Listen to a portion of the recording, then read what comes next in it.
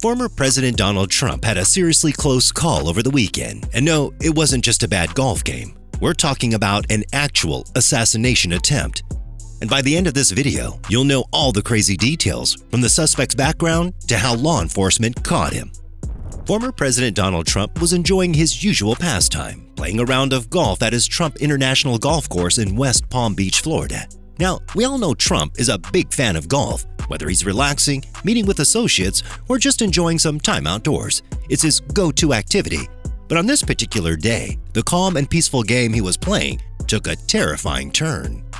For most of us, golf is a leisurely sport, right? It's all about focus, patience, and enjoying the fresh air. But not this time.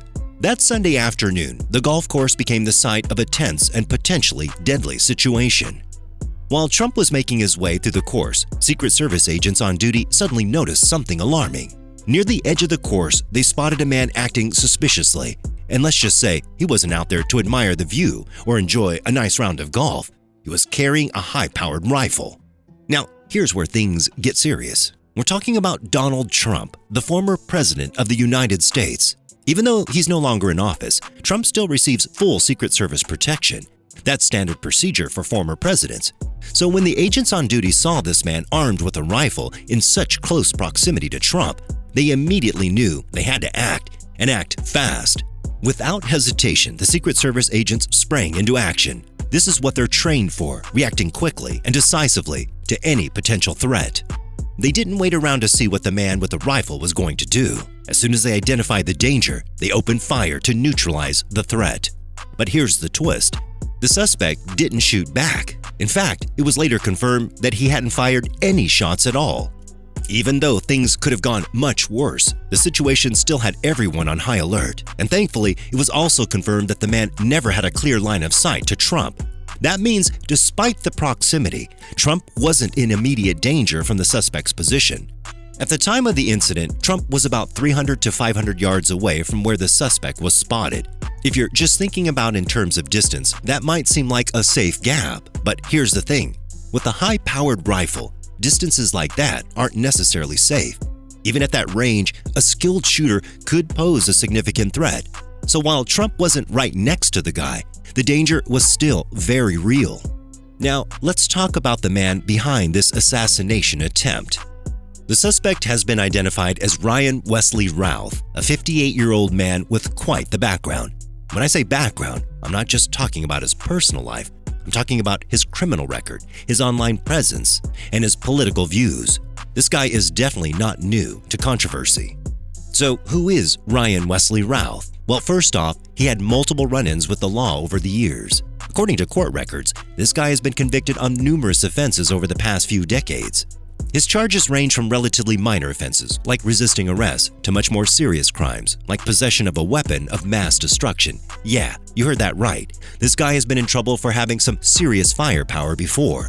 That charge dates back to the early 2000s, but it gives you a pretty good sense of what kind of person we're dealing with.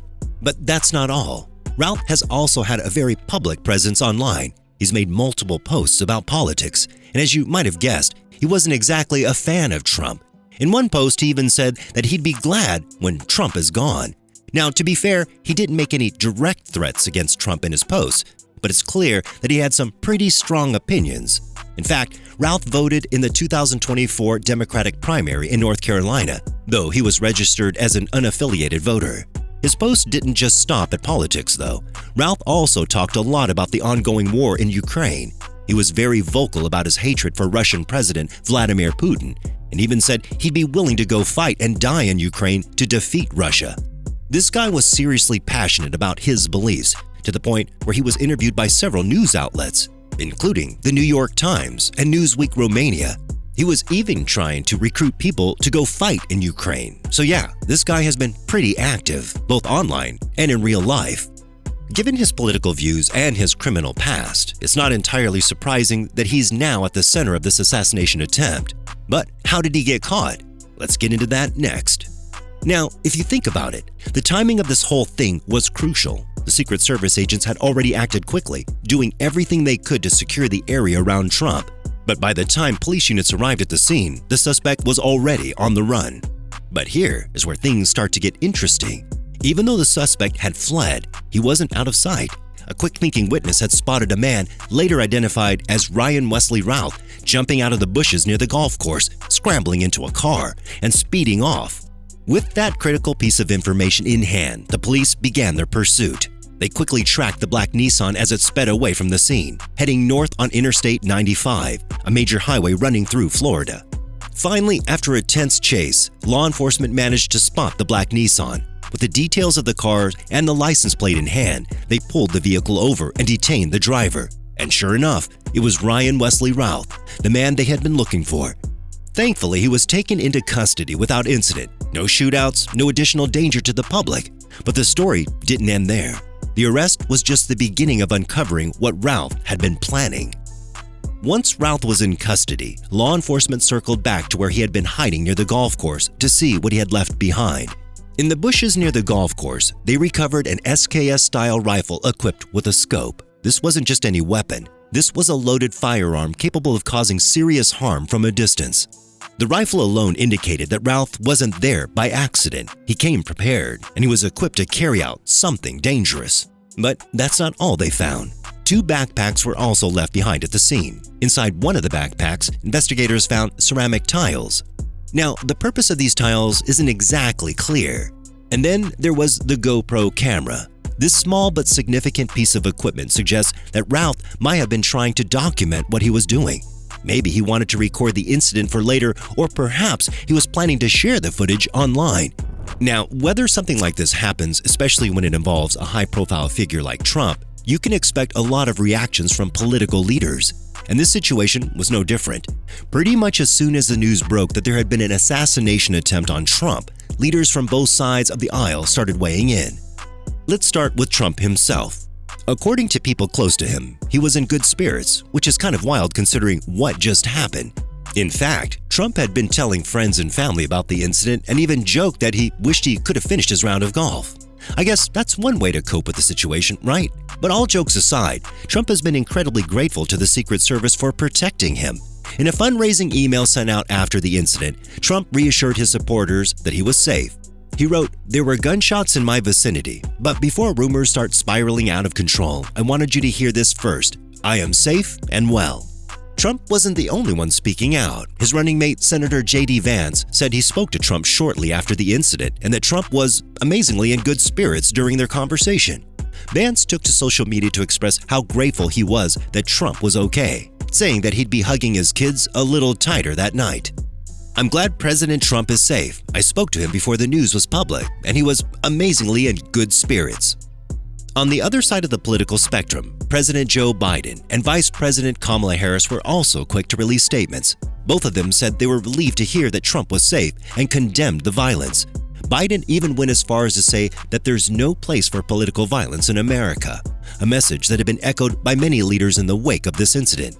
"I've been briefed by my team regarding what federal law enforcement is investigating as a possible assassination attempt on former President Trump today. A suspect is in custody, and I commend the work of the Secret Service and their law enforcement partners for their vigilance." And then there's Florida Governor Ron DeSantis. Now, DeSantis is an interesting figure in all this because he actually ran against Trump in the Republican primaries earlier this year. But despite their political rivalry, DeSantis made it clear that the situation is serious. He even announced that the state of Florida would be conducting its own investigation into how the suspect managed to get within 500 yards of the former president. DeSantis said that people deserve the truth, and he's right. There are still a lot of unanswered questions here.